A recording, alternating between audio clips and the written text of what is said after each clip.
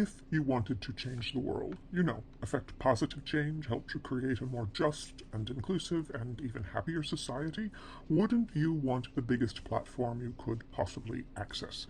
Wouldn't you want the broadest, most solid bully pulpit from which to advocate?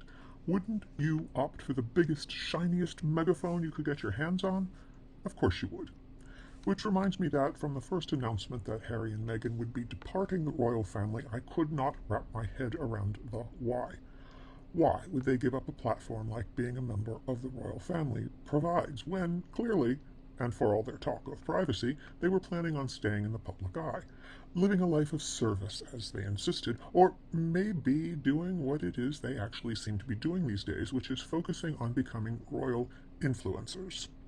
They are truly Sussex royal in all but name, the name the late Queen said was a no-no, as if they left royal work and headed west, they would no longer be actually royal and couldn't use the word royal to bill themselves. So far, their strong suits seem to be to try to influence their followers to get therapy, lots and lots of therapy, in which the patient is encouraged to nurse every slight and grievance they have ever experienced at any stage of life until the grievances are on life support and the patient's entire existence must revolve around keeping the grievances breathing. To do drugs in order to facilitate the discovery and exploration of ever more grievances.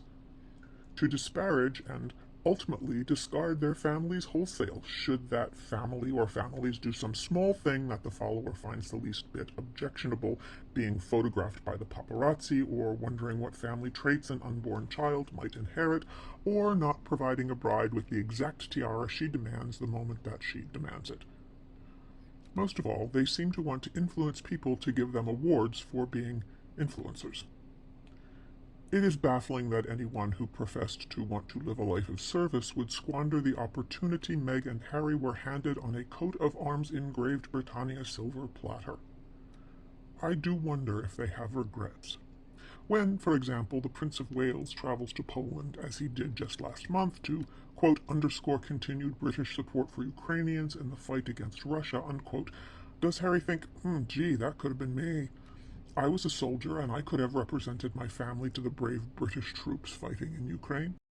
When Prince William meets with the President of Poland and with Ukrainian refugees, and the former Supreme Allied Commander of NATO characterizes the trip as hugely significant, a highly symbolic representation of the pan-European response to brutal Russian aggression, do Harry and Meghan think, gosh, if we'd just not been big babies and stomped our little feet, and if we had any sense of history and duty and proportion and were willing to put in the actual work, we too could have been doing things that are significant. Does the thought ever cross Harry's imperfect brain that he could have stood with his father and brother in the most progressive cause of our times, the staunch defense of the world's democracies, and he could have become a statesman too, but for the bad choices he and his wife have made, choices that have left them getting high in a Montecito McMansion, pissing and whining, and struggling for relevance. The Authentic would like to credit Harry and Meghan with at least this much self-awareness, but we think we might be being a little too generous. Your thoughts?